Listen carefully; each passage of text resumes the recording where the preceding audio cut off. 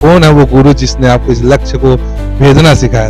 मेरी मम्मी है इसकी गुरु। पलक को यहाँ तक पहुँचाने में जितना संघर्ष इनकी माँ ने किया, इनकी माँ से भी इनके जीवन की कहानी सुनिए। क्या काम करती हैं?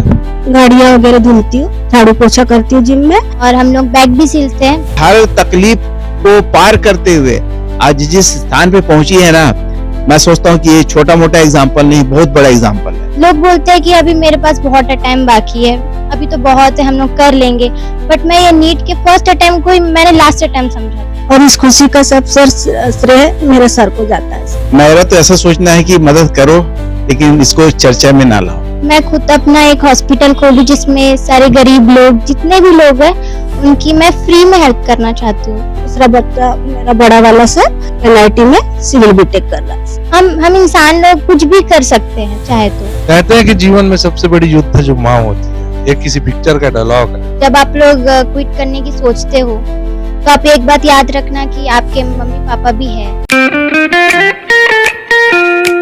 खुश है तो भी खुशी मना ले, छोटा बड़ा केक मंगा ले, संगम में मिलता है बढ़िया केक, संगम में मिलता है बढ़िया केक। नसीब नसीब की बात है, किसी को विरासत में संपत्ति मिली तो किसी को विरासत में बड़ा नाम मिला। मेरे नसीब में मेरी माँ आई जिसने मुझे इस लायक बना दिया कि मैं दुनिया जीत सकूं। नमस्कार, मैं हूं गौरव तिवारी, आप मेरे साथ देख रहे हैं तीरंदाज न्यूज। आज कहानी ऐसी जिसको सुनकर आपका भी दिल छू लेगा, और एक पिक्चर का डायलॉग तो आपने सुना होगा कि जीवन में सबसे बड़ा योद्धा माँ होती है, और उस माँ से भी मैं मिलाऊंगा जिसने अपनी बेटी को बहुत संघर्ष करके इस लायक बना दिया कि वो आने वाले समय में एक अच्छा डॉक्टर बन पाएगी। मैं इस वक्त सेक्टर 6 में हूँ और एक छोटा सा घर देख सकते हैं, 2 कमरे का घर है, और मेरे बाजू में आप देख सकते हैं एक छोटी सी बच्ची बैठी है जिसका उम्र 18 साल है, और वहीं एक तरफ एक अम्मा को देख सकते हैं जिनके चेहरे में आप मासूमियत और एक दुख भरी दर्द को आप जानेंगे। मेरे बाजू में बैठी है पलक गोस्वामी, जो आने वाले समय में एक अच्छा डॉक्टर बन के निकलेगी। इन्होंने नीट का एग्जाम क्लियर किया है।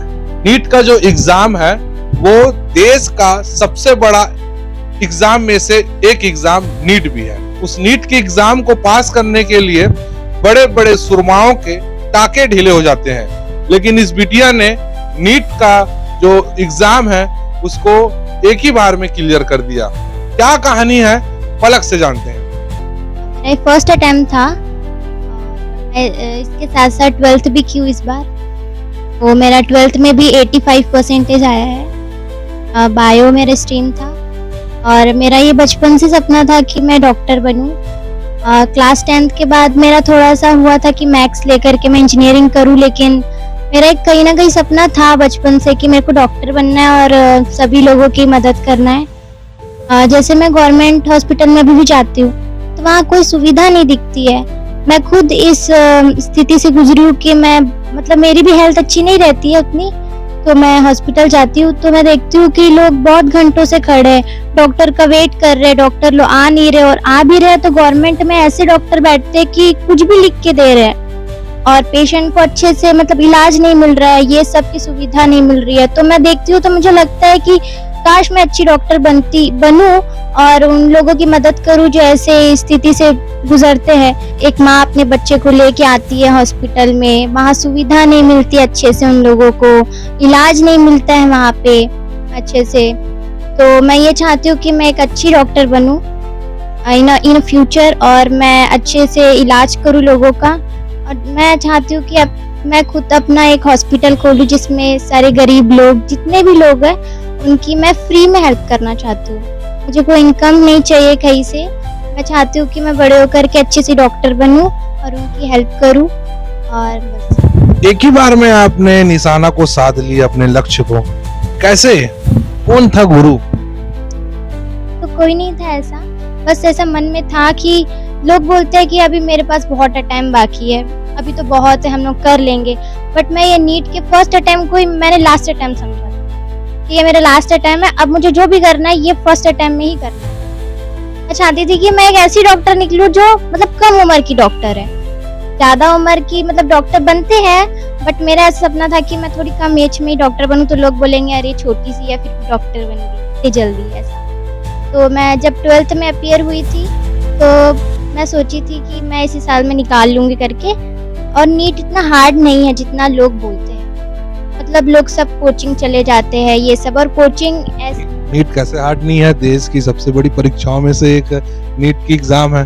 बड़े बड़े सुरमा के बाल पक जाते हैं, आप उसको एक बार में निकाले। जी, वो तो है, नीट बहुत हार्ड होता है, लेकिन आप उसको हार्ड बनाते हैं लोग। एक मिथ है लोगों का कि नीट बहुत हार्ड है। नीट उतना हार्ड नहीं होता जितना लोग समझते हैं, बस आपको पढ़ना होता है। पढ़ाई कभी हार्ड नहीं होती। आप अगर मान लिए कि ये हाँ मतलब हम इंसान लोग कुछ भी कर सकते हैं चाहे तो, हम इंसानों ने ही तो सब कुछ बनाया है, तो क्या उतना से हम नीट नहीं निकाल सकते? कोशिश करने से सब होता है। लोग ये बोलते हैं कि हमारे पास टाइम बाकी है, ये है वो, ऐसा कुछ नहीं होता। आप अच्छे से पढ़ाई करो, आपका सब हो जाएगा। मैं तो सिर्फ 12th के साथ साथ एनसीईआरटी, सिर्फ एनसीईआरटी पढ़ना है, ज्यादा कोई मटेरियल आप नीट में यूज मत करो। मैं ये बोलना चाहूंगी सभी को। जो पढ़ाई लिखाई शुरुआती दौर रहा, कहाँ से पढ़े आप? आशादा पब्लिक स्कूल से पढ़ी हूँ, KG1 KG2 की वहीं से, और 12th भी मैं वहीं से निकली हूँ। मैंने आपका गुरु के बारे में पूछा था कि कौन है वो गुरु जिसने आपको इस लक्ष्य को भेजना सिखाया था? मेरी मम्मी है इसकी गुरु। मम्मी बचपन से बोलते थे कि बेटा मैं इतना कर रही हूँ, संघर्ष कर रही हूँ तुम लोगों के लिए। मैं तो कभी कुछ नहीं बन पाई, लेकिन तुम एक दिन जरूर वो इंसान बनना जो मैं चाहती थी बचपन से, और मैं तुमको बनाना चाहती हूँ। और मेरी मम्मी ने मेरे लिए मतलब हर एक इसमें मेरी मम्मी ने मेरे को सपोर्ट किया है, कभी किसी चीज में वो नहीं किया। मतलब मम्मी वो है, गुरु है मेरी। कोचिंग कहीं की है? नहीं, कोई कोचिंग नहीं, सेल्फ स्टडी था मेरा। कोई कोचिंग, सेल्फ स्टडी? हाँ सेल्फ स्टडी। क्या आधार था सेल्फ स्टडी का, जरा हमको भी बताओ। कुछ नहीं है, बस आप पढ़ते रहो, और जब आप पढ़ रहे हो तो सिर्फ पढ़ाई में ही ध्यान रखो, इधर उधर ध्यान मत डालो, सिर्फ पढ़ाई में ध्यान दो। हाँ, खेलो कूदो, बात करो। सुना हो कि YouTube का बड़ा योगदान है। हाँ, मैं यूट्यूब से की हूँ पढ़ाई। जब मेरे को डाउट आता था तब मैं यूट्यूब के जो भी PW हो गया या फिर कोई आकाश वकाश जो भी है, मैं वहां से पढ़ती थी, डाउट क्लियर करती थी। पढ़ती भी नहीं थी, मैं सिर्फ एनसीईआरटी पढ़ती थी, और जितने भी उसके क्वेश्चंस होते हैं लास्ट में एनसीईआरटी के, वो सॉल्व करती थी। और मैंने पिछले 10 साल के जितने भी नीट के पेपर थे सब मैंने प्रीवियस क्वेश्चन सॉल्व किए हैं, तो उससे भी बहुत हेल्प मिलती है कि कैसे टाइप क्वेश्चन आएंगे।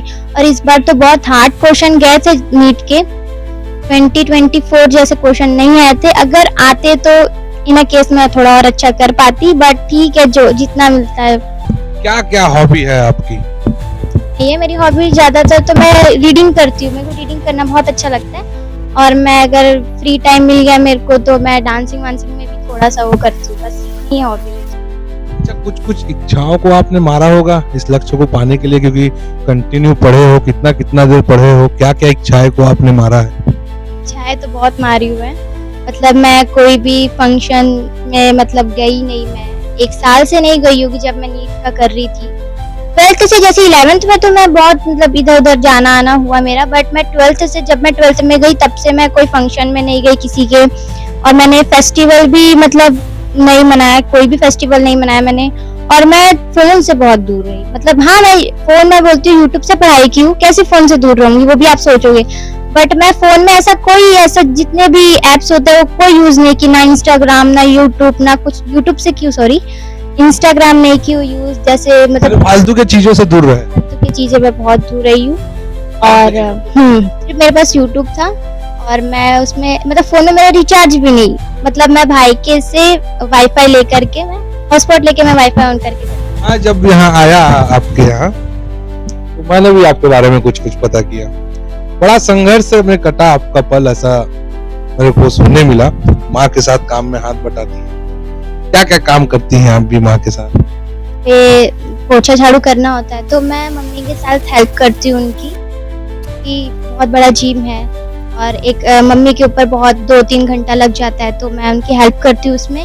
और हम लोग बैग भी सिलते हैं, तो मैं बैग भी बनाने लगती हूँ मम्मी को जब मेरा टाइम होता है। बाहर के किसी व्यक्ति का योगदान मिला? कृष्णा साहू सर है, बहुत योगदान मिला। मेरे जितने भी नीट के बुक है सब सर ने ही मुझे दिए थे। मैं सर को बोली थी सर मुझे नीट का चाहिए बुक चाहिए, तो सर बोले हाँ तू जा मैं तेरे को ऐसे साइन कर दो, तू बुक ले करके। तो सर का बचपन से ही सर ने बहुत वो किया, हाँ अपने मम्मी को देखो, तुमको कुछ करना है बेटा करके, और बहुत अच्छे सर हैं। पापा का सपोर्ट?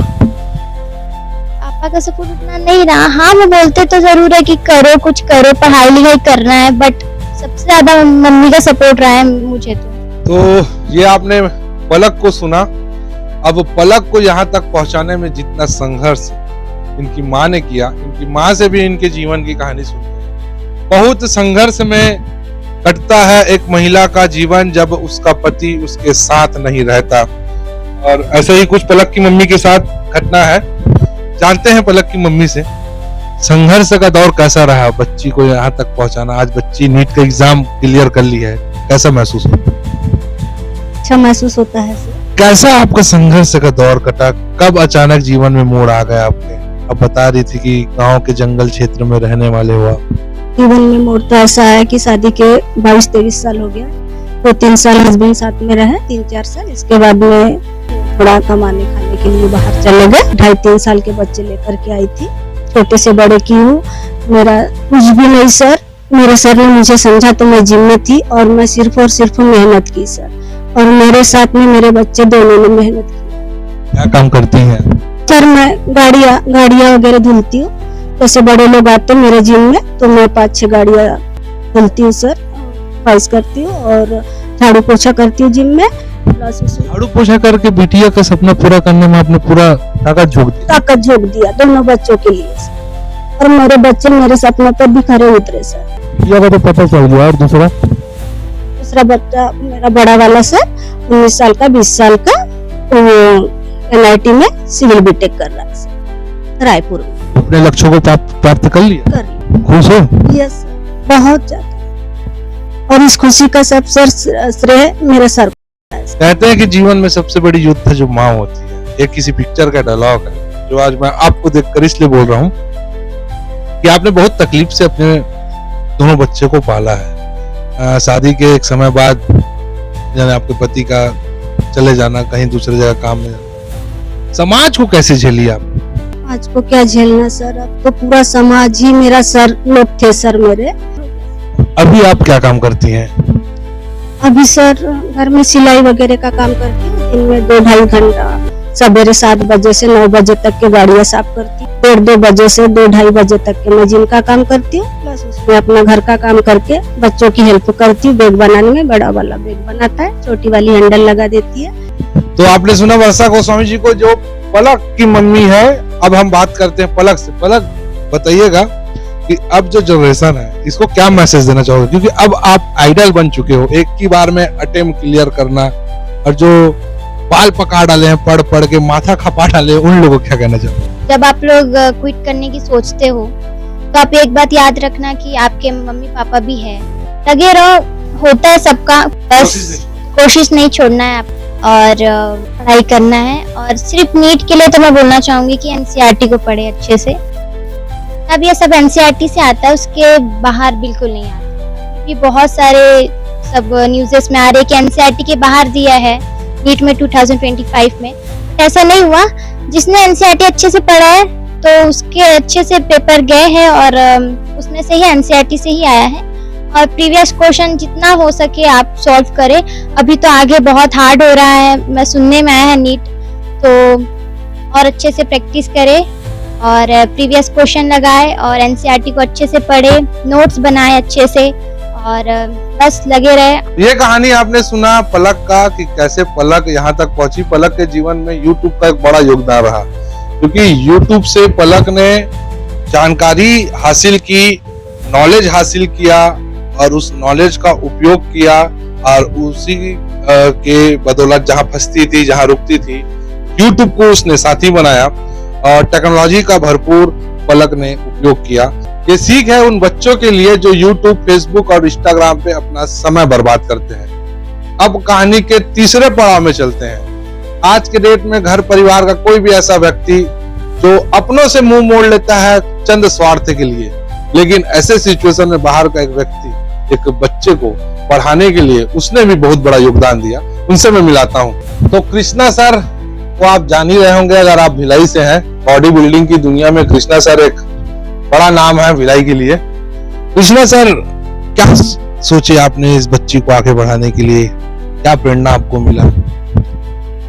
सबसे पहले मैं तो पलक को दिल से बधाई दूंगा और इतनी दुआ दूंगा कि वो आसमान की बुलंदियों को छू। बॉडी बिल्डिंग के क्षेत्र से आते हैं, बहुत पसीना बहा के मुकाम को हासिल किया जाता है। बिटिया ने 24 घंटे पढ़कर माँ के सपनों को पूरा किया, और इस सपने को पूरा करने में जो कुछ योगदान आपने किया उसको थोड़ा सा बताइएगा, ताकि समाज के लोग प्रेरणा ले आपसे, और जो जरूरतमंद बच्चे हैं उनके लिए हम मदद करने के लिए आ गए। जो किसी भी इंसान को जो मदद करता है, मेरा तो ऐसा सोचना है कि मदद करो लेकिन इसको चर्चा में ना लाओ, क्योंकि बच्चे ने इतना मेहनत किया। सबसे बहुत ज्यादा मैं तो उनकी माँ जो है वर्षा गोस्वामी, उसको मैं बधाई दूंगा कि इस बच्ची को इस मुकाम तक लेके आए कि आज जो मेडिकल नीट के एग्जाम को पास की और आज वो डॉक्टर बनने के लिए आगे की पढ़ाई करने के लिए अपनी तैयारी में जुटी हुई है। क्योंकि मुझे याद है और मैं ये भी बताना चाहूंगा कि बचपन में जो मैं वर्षा को और पलक को देखता हूँ, उस स्थिति से मैं भी गुजरा हूँ। मेरी भी जो माँ है इसी मुकाम से मुझे आगे बढ़ाई थी, तो ये जो इसका जो महत्व तो समझता हूँ, इसलिए इसका मैं बहुत इज्जत और उसके कारण जो है वो मेरे से बन पड़ा। मैं अपने तरफ से मदद करता हूँ, और मैं क्या मदद करता हूँ मेरे लिए बताना मैं ठीक नहीं समझता हूँ। बाकी इनकी भावनाएं हैं जो मेरे को मानते हैं। पलक की मम्मी से आपका मुलाकात कैसे हुआ था? पलक की मम्मी, दोनों बच्चे जब बहुत छोटे थे तब वो इस जिम पे, अपने पावर जिम में आई थी काम के लिए। मेरे एक और मित्र हैं मिस्टर अनिल जीत करके, उन्होंने इनको साथ में लेके आया था, उनसे बात हुई और उसके बाद फिर उन लोगों ने बोले कि भाई हमको यहाँ पे रहने की अगर व्यवस्था हो जाए तो हम जिम में मेहनत भी करेंगे और काम भी करेंगे, जो भी साफ सफाई से लेकर। तो उनको यहाँ पे रहने के लिए हम लोगों ने ये रूम है हम लोगों ने अवेलेबल कराया अपने पावर जिम का।